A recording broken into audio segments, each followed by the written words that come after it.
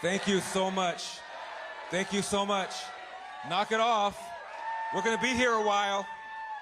You know how I can go. First of all, I really want to thank my brilliant campaign staff. My campaign manager, Jeff Corliss, my co-chair, Tony Strickland, my campaign chairman, Lionel Chetwin. Lionel, come up here. Give me some love. Give me some love, Lionel. And his significant other, Superglow Gloria. My goodness. Ying Ma, communications director, Jennifer Alazieri. Took me a while to learn how to pronounce that, but I finally developed it. I hope I don't leave anybody out, the rest of my campaign stand. Deanne Tate. Where's Deanne? I never have quite understood what Deanne did. Every time I say so, she just does a little bit of everything. But I want to thank the volunteers who knocked on doors, who called people, who emailed people. We had over 100,000 people who contributed to our campaign. Thank you. Thank you, Agnes. Agnes, how are you? I love you more. Don't tell my girlfriend. She's kind of territorial. Mark, how are you? Mark, you were there from day one. God bless you. Where's Betty Chu? Is Betty around? Betty's what is she? I hate, my mom used to tell me, never mention a woman's age. What are you, 82 years old, 84? First Asian American to pass the bar of California, become a lawyer. You know, our campaign was all, Michael Horn, how are you? God bless you. I love you more. Yes. We all love you, Larry. Oh. Nasrin, how are you? Nasrin, how are you? This campaign, where's Gloria? Where's Gloria Romero? I don't see Gloria Romero anywhere.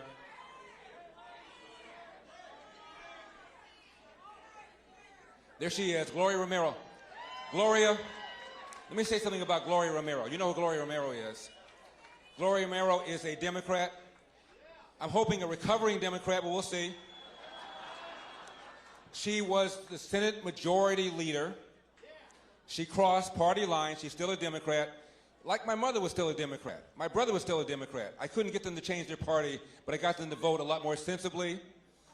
Gloria crossed state party lines and supported my candidacy because of the issue of school choice. Because of the issue of school choice. As you know, my opponent, Governor Gavin Newsom, come on, let's be gracious. Let's be gracious in defeat. And by the way, we may have lost the battle, but we are going to win the war.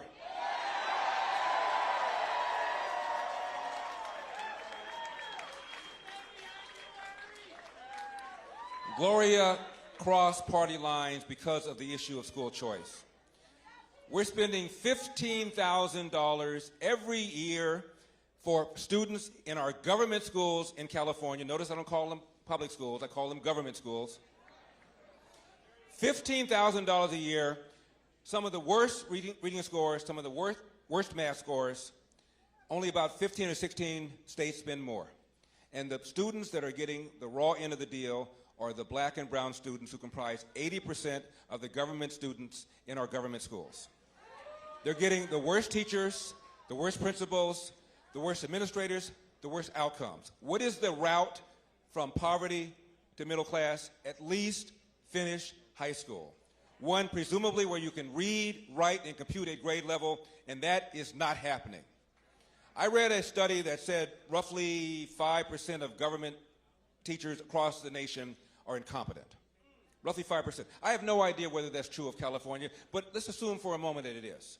There are 300,000 public school teachers in California. Any given year, 2.2 are fired.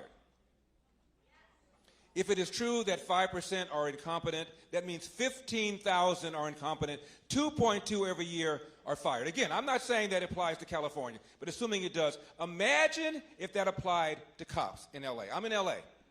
10,000 force. Assuming 15% were incompetent. Talking about 500. 500. Doing what? Planting evidence? Engaging in racial profiling? Using excessive force? We wouldn't put up with it. We'll put up with 15,000 incompetent public school teachers. That is why Gloria and I support school choice. So the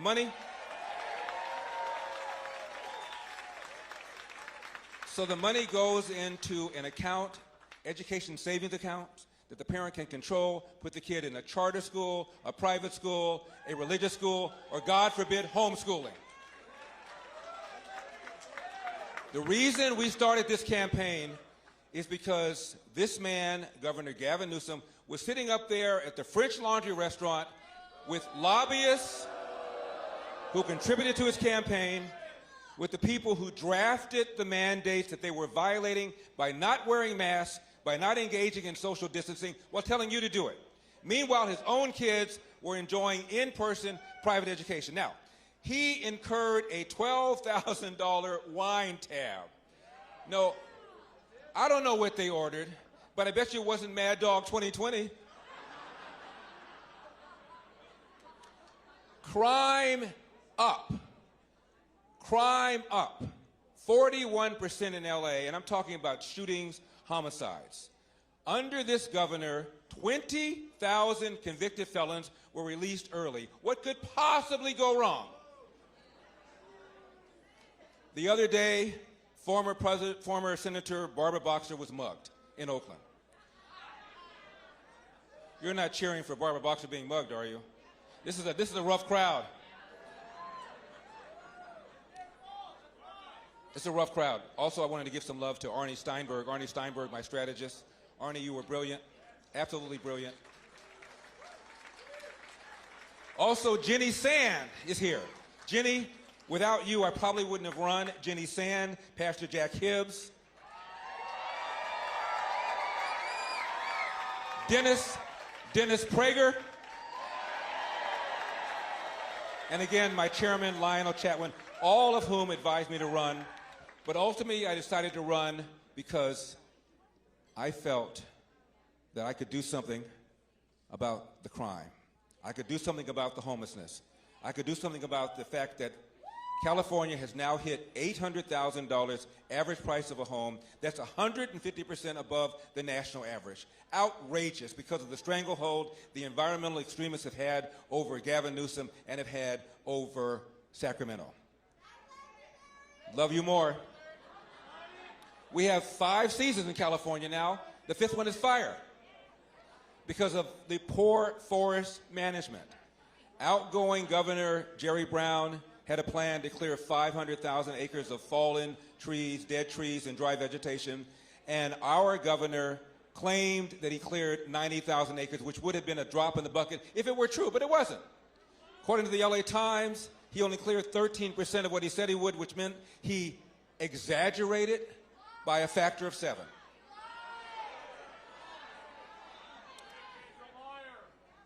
You know, before the pandemic, half of all 3rd graders in our government schools could not read at state levels of proficiency. Half. And those levels are low. Math scores even worse. 75% of black boys could not read at state levels of proficiency. Math scores are even worse. Because I care about this, I've been called the black face of white supremacy.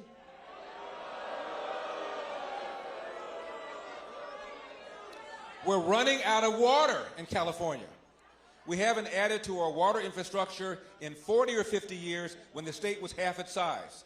It's not like voters don't know what to do. We passed bond measure after bond measure after bond measure for more reservoirs, to raise dams, for more underground water storage, and yet the water drains right out into the Pacific Ocean. There is a desert nation in the Middle East. It's called Israel. Because of desalination Because of desalination, they are now water self-sufficient. They got a little body of water next to them called the Mediterranean. We have a little body of water next to us called the Pacific Ocean. We can't figure this out? Rolling brownouts? Are you kidding me? Rolling brownouts. Because we're forcing our utility companies to invest tens of millions of dollars into weather-dependent, unreliable sources of energy called wind and solar. A war on oil and gas. It almost takes an act of Congress to get a permit to drill an oil well or to drill for natural gas. Many of the middle-class jobs, working-class jobs related to those industries are all now gone. For the first time in our state's history, never happened before. What are we, 170 years old? I think, Arnie, you were there when it first happened, right? First time in our state's history, people are leaving. A net migration out of California. I love the smile, sir. Net migration out of California. And when middle-class people cite as the reason for leaving, the number one reason they cite is they cannot afford the price of a home. Average price has just hit $800,000, which is 150% above the national average, largely because of the environmental extremists that allow people to file a lawsuit to stop any development project for any reason for an indefinite period of time. It is outrageous. And businesses are leaving. More businesses have left California this year. You left too? You're leaving soon? You're leaving soon? Yeah. More businesses have left California so far this year than have left all of last year, and the rate at which people are leaving California is nearly twice the rate that they've left the last 2 or 3 years. There's a magazine called CEO Magazine. You know, I've mentioned that magazine. It's been around for 17 years. 17 years. They've asked CEOs, which is the worst state in which to do business, based upon taxes, based upon spending, based upon the power of the public sector unions, based upon whether or not the state has a pro-business or an anti-business attitude. For 17 consecutive years, California has been determined to be the worst state in which to do business. Now, nobody cares about millionaires and billionaires, to quote Bernie Sanders. Highest state income tax in the nation, 13.3%. There are 40 million people living in California. 1% pay half of the state income taxes, and the state income taxes are the largest source of revenue. 1% account for half of all the state income taxes. So when a millionaire or billionaire leaves California, he or she is taking that massive tax base with them, leaving less money for the things government is supposed to do. This is what we're facing. Rising crime. Declining quality of our public schools. Shut down the state to the point where 1/3 of all small businesses are now gone forever. We've only recovered half of our jobs pre-pandemic as opposed to 2/3 of the rest of the nation because we're paying people not to work.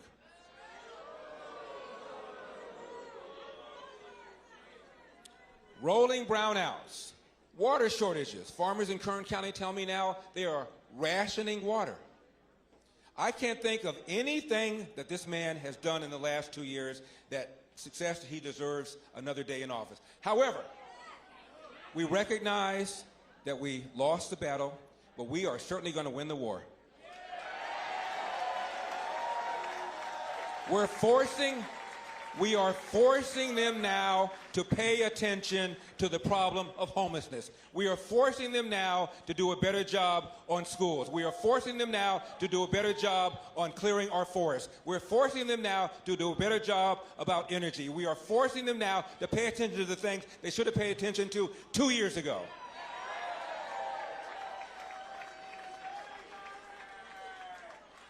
So, I know that I want to say a little something about my mom and my dad because they're looking at me right now.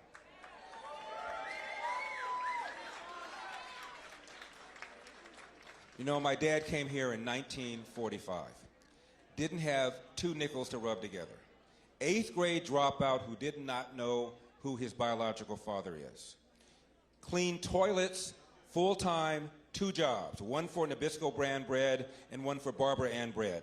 Saved up enough nickels and dimes to start a little cafe in an area of LA called Pico Union. Bought a house uptown in South Central that is now worth $700,000. $100,000. I only mention that because it's still in our family, wonderful for us, but somebody who had an 8th grade dropout education, who worked 3 or 4 jobs, could not have a stay-at-home wife, as my dad did, educating 3 boys until the last of us went to middle school, could not duplicate that path because of the outrageous cost of living in California, largely driven by these environmental extremists that have had a stranglehold over Gavin Newsom and have had a stranglehold over Sacramento. We're going to turn that around. They're going to have to pay attention to that now. They weren't going to before, but now because of us, because of you, they're going to have to pay attention to that. So we have lost a battle, but we are absolutely going to win the war. Absolutely.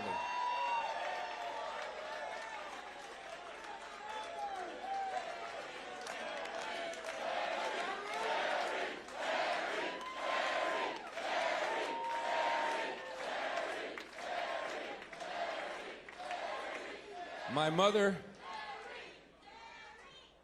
would not have put up with this racial division that we're having right now. Critical race theory, reparations, dividing us by race. Notice that all these people, whether Barack Obama or Elizabeth Warren or Bernie Sanders, all of whom cut a commercial for Gavin Newsom, notice they never said the following words: Gavin Newsom has done a good job for the people of California. It's a Republican takeover. White supremacists. Say hello to the black face of white supremacy. Hey, don't laugh. Don't laugh. I worked hard for that title. What do you think would have happened if a candidate such as Barack Obama running for president had a white woman in a gorilla mask throw an egg at him? What would have happened? Front page news, Washington Post. Front page news, New York Times. Systemic racism, alive and well in America. They would have been talking about it in Bangladesh. But with me, nothing. Now let's analyze this. Maybe the lady who threw the egg was one of the 20,000 convicted felons that Gavin Newsom released early. I don't know. Maybe she would have been in jail had we not had a soft-on-crime DA who was backed by Gavin Newsom, who believes in cashless bail. Maybe she would have been in jail. Now, I was called sexist, so I want to be very careful about this. People have told me that this white woman had a gorilla mask. And I've said to my friends, how do you know it was a mask?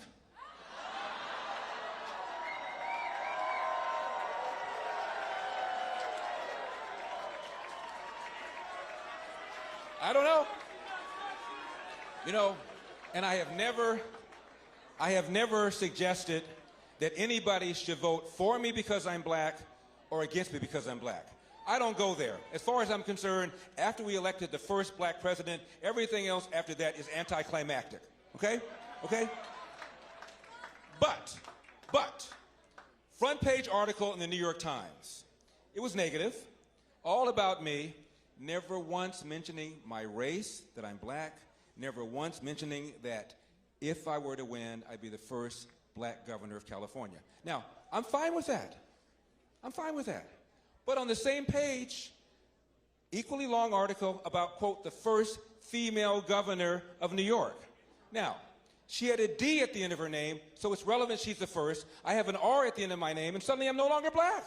It's amazing how that happens. Astonishing how that happens. How astonishing how that happens. They try to divide us on race. They want black people not to think about the fact that families have been destroyed because of the welfare state. They don't want black people to think about the decline of the quality of public education.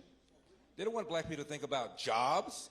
All they want is black people to think about oppression, that you are under siege, you are a victim. Really? In 2021, after we elected the first black president who got a higher percentage of the white vote than John Kerry did 4 years earlier? Knock it off. Knock it off. Knock it off. It divides us by race. We believe in the dream of MLK, judging people by content of character, not color of skin. And let me tell you something. To the extent that it is humanly possible, America has achieved that dream. Come on. Larry, the headline's going to be, I'll speak slowly because I know CNN is here. Headline. Come on.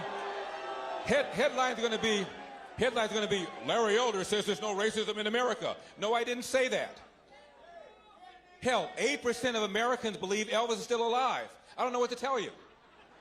But to the extent that it is humanly possible, we have achieved the dream of Martin Luther King, where people are being evaluated by content of character and not color of skin. Knock it off.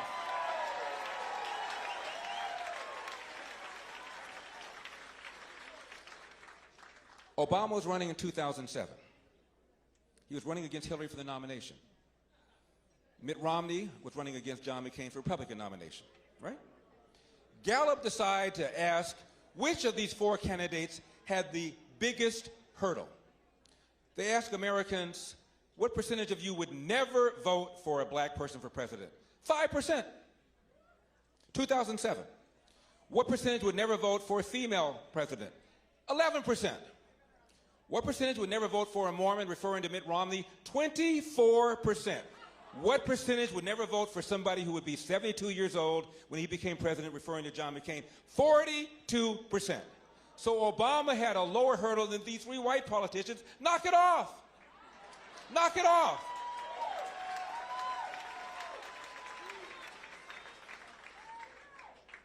Speaking of the former president, when he was running for the nomination against Hillary, he hadn't caught her yet. He was invited on 60 Minutes. And Steve Croft, the correspondent, said, Senator, if you don't get the nomination, will it be because of your race? And I'm at home by myself. Nina wasn't there. And I said, let me see what this man says. And he said, no. If I don't get the nomination, it will be because I have not articulated the vision that the American people can embrace. I said, hallelujah. He's not what I call a victocrat. He's not Sharpton. He's not Jesse Jackson. He's not dividing us. Fast forward. He gets in. And by the way, when he walked into office, he had 70% approval, which meant a whole bunch of people who didn't vote for him because he got about 52% said, okay, all right. You know, I don't agree with taxing and spending and regulations and soft on the borders and soft on national security, but at least he will be a racial reconciliator. What did he do? He divided us time and time and time again. The Cambridge police acted stupidly. Remember that? His good friend, Skip Gates, who's a professor at Harvard of African-American studies, comes back from vacation, forgets his door key. He and the cab driver break into his house. Neighbor sees this, doesn't recognize him, Cambridge, and calls 911. Don't you want your neighbors to do that? White cop shows up, very politely says, sees him in the house, doesn't know if he belongs to the house. Says, sir, please come out and show ID. What did Gates say? I'll come out if your mama tells me to come out. And what Obama should have said, this is early in his presidency, when he should have set the table, Obama should have said, you know, last night I talked to my friend Skip Gates, I've known him for a number of years. I said, Skip, come on. You're a Harvard professor, you're tenured. A lot of these profile killings, high-profile killing shootings would have been avoided if the suspect/civilian had just complied. So I told him, I said, knock it off. Knock it off. You should have just come out and said, show some ID. Incident would have been over. But you copped an attitude. Obama didn't say that. What did he say? The Cambridge police acted stupidly. No, they didn't. They did their job. If I had a son who looked like Trayvon, what does that mean? There's a place called Ferguson where we have our own problems. It was a lie. Michael Brown did not have his hands up, did not say don't shoot. It was a lie. He invited Al Sharpton, the nation's most notorious race card hustler, into the White House over 70 times. He embraced this bogus Black Lives Matter movement. He made things worse. I'm a uniter. We are uniting. We are going to bring this country together. We are going to bring this country together. Because we know what the real problems are, and they have nothing whatever to do with racism. I was talking to a black reporter about all of this. He says, you don't believe in systemic racism? I said, no, I don't. I said, study after study after study has shown that if cops, if anything, they are more hesitant, more reluctant to pull the trigger on a black suspect than a white suspect. In fact, more unarmed whites are killed every year than unarmed blacks. I said, name one unarmed white. Couldn't do it. Because CNN doesn't care. MSNBC Hee-Haw doesn't care. Anderson Cooper doesn't care. They only care if an unarmed black person is killed. More unarmed whites killed every year than unarmed blacks. It is a lie, I said to him. He still wasn't feeling me. You know, I'm a Uncle Tom, I'm a sellout, I'm a bootlicker, I'm the black face of white supremacy. I said, by far, the biggest problem in our society in general, the biggest problem in the black community in particular, is a large number of children who enter the world without a father married to the mother. Let's be real here. Let's be real. He didn't want to hear it. I said, all right, let's do this. Get out your magic wand. Stephen Sachs, much love. Zana, get out your magic wand. Stephen Sachs, I've known him for a number of years, from South Africa. He can tell you what apartheid is really like. We're in apartheid state America. I mean, really? So, I said, get out your magic wand. Wave it over America. Remove every smidgen of racism from the hearts of white people. Now, everybody in America who's white thinks like Mother Teresa, I said to him. Do we still have the phenomenon where 70% of black children enter the world without a father married to the mother? Forget about elder. I love to quote left-wing people whenever I can. Barack Obama once said, only said it once, he got hammered, doesn't say it anymore, a kid raised without a father is 5 times more likely to be poor and commit crime, 9 times more likely to drop out of school, 20 times more likely to end up in jail. Now, 25% of black children enter the world without a father married to the mother in 1965. Now the number is 70%. I said, do we still have that phenomenon? By the way, 25% of white kids now enter the world today without a father married to the mother. Half of all Hispanic kids enter the world without a father married to the mother. 40% of all children do because when Lyndon Johnson launched the so-called war on poverty, $20 trillion later, we are incentivizing women to marry the government and incentivizing men to abandon their financial and moral responsibility. And I said to him, after you wave this wand, do we still have the situation where the #1 cause of preventable death for young white men is accidents, like car accidents or drownings, whereas the #1 cause of preventable death for young black men is homicide, almost always at the hands of another young black man? Do we still have the phenomenon, I told him, where of the 15,000 annual homicides every year, half of the victims are black, even though blacks are only 13% of the population? Do we still have that phenomenon? Do we still have the phenomenon where a young black man is 8 times more likely to be killed than a young white man? I said, if the answer to that series of questions is true, then I submit to you that systemic racism is not the problem and critical race theory and reparations are not the answer. Knock it off. Knock it off. Our movement is about bringing people together and dealing with the problems that we have of crime, of homelessness, of people leaving this state because of the high cost of living, because we have the highest state income tax in the nation, because we have high regulations, because we're not managing our forests properly, because we're not managing our energy grid properly, and we are not investing in our water infrastructure. These are the kinds of things that we're going to deal with. It's not about race. Knock it off.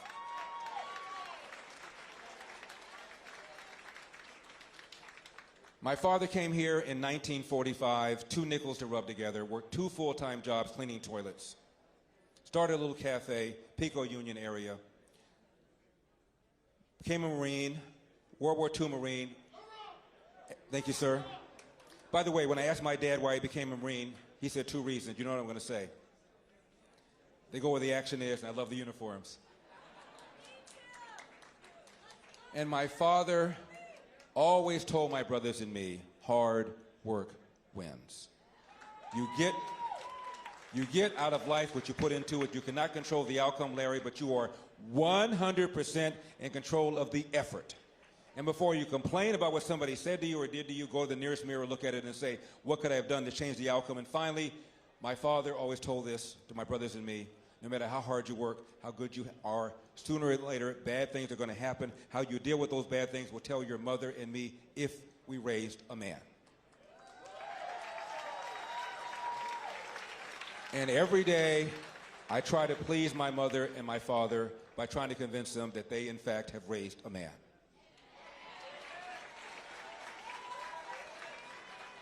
So, I just want to thank everybody, all my volunteers, all the people who knocked on doors, who rang doorbells, who made phone calls, who went online. I want to thank my wonderful campaign staff.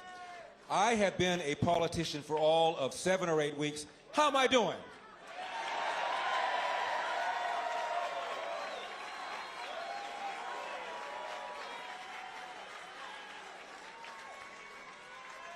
They are now listening in ways they never listened before.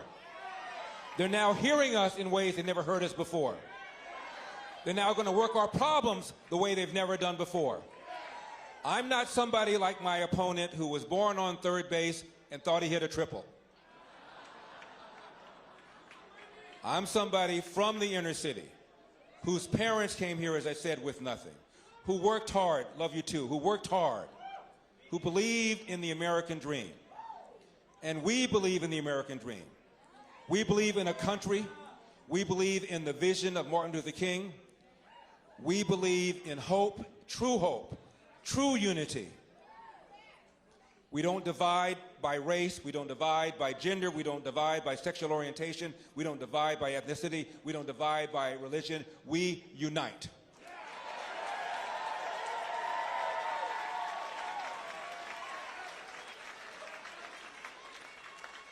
My opponent referred to this recall as a move to take over California by white supremacists. Do I look like a white supremacist? Now, when you consider, we don't blame, we don't finger point, we don't roll like that. But when you consider we were outspent by a factor of 5, 6, 7 to 1, I wasn't running just against Gavin Newsom. I was running against the left-wing media. I was running against a newspaper, the LA Times, that referred to me as the black face of white supremacy. I'm running against a newspaper that called me everything but a black David Duke. I'm running against a media that serves as a public relations bureau for the left. And we still scared the bejesus out of them.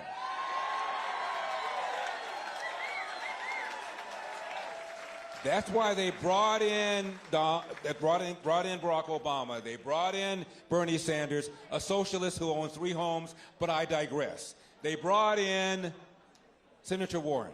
And as I said before, all they did was call this a Republican takeover. I mentioned State Senator Gloria Romero. 63% of Hispanics voted for this man just 2 years earlier. And Gloria, you know this, the majority of Hispanics now want him out over the issue of school choice. The majority of declined the state voted for him just 2 years ago. Now the majority want him out. And they're calling this a Republican takeover. It is insulting to the people of California who signed that petition and who voted yes on the recall. It is insulting. But that's how they roll. We don't roll that way. We don't finger point. We don't blame. We roll up our sleeves. We get back to it because, as I said before, we may have lost the battle, but we're sure as hell going to win the war. Finally, let me leave you with this. I want to thank all of the religious leaders who back me. Pastor Joe Pettick of Huntington Hills, Pastor Jack Hibbs, Chino, Pastor Joe Franklin, Fresno, Pastor Paul Chappell, Lancaster. Hope I'm not leaving anybody out. You all got my love, and I love you so much. And I must tell you, I have been overwhelmed by the support. Men, women coming up to me, crying, saying that for the first time, you've now given me hope that things can turn around. Now, tomorrow I'm going to be asked by all the members of the media, what are you going to do next? What happens after this? Christian, thank you for your love. what happens after all of this.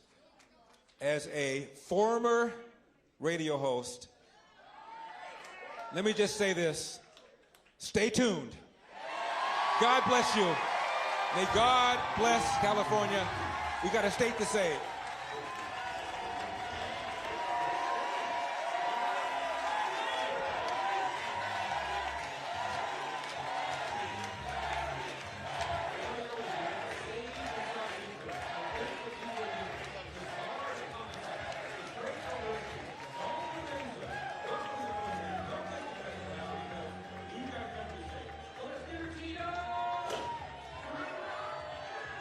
Jeff Corliss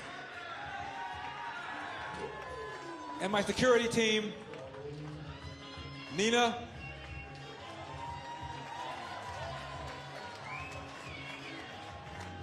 Jennifer, come on, Ying Ma, communications, Bill Bayer, my lawyer, Super Joe Bezak, Desert Storm, Marine, Jenny Sand, one of whom convinced me to run. She said, Larry, you got to do this. I said, who's this crazy lady who keeps writing me letters asking me to run for office? Are we proud of him or what? Stephanie Marshall, Communications Director. No. Communications Department. Press Secretary. Whatever. Arnie Steinberg, strategist. Lionel Chetman, chairman. All right, you got it. Betty Chu.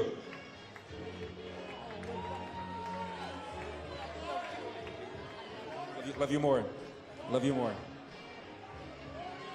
Bill. Steve Barrick, my lawyer. Come on, Gloria. Careful, careful, careful, careful, careful. Woo!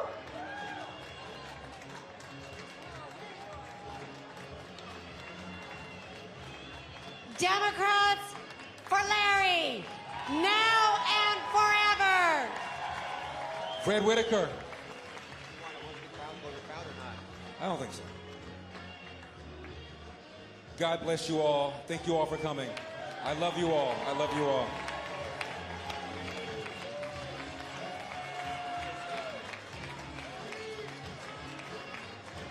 For CNN, I hope I didn't speak too quickly. I tried not to use big words. God bless you all. This is only the beginning. You know that.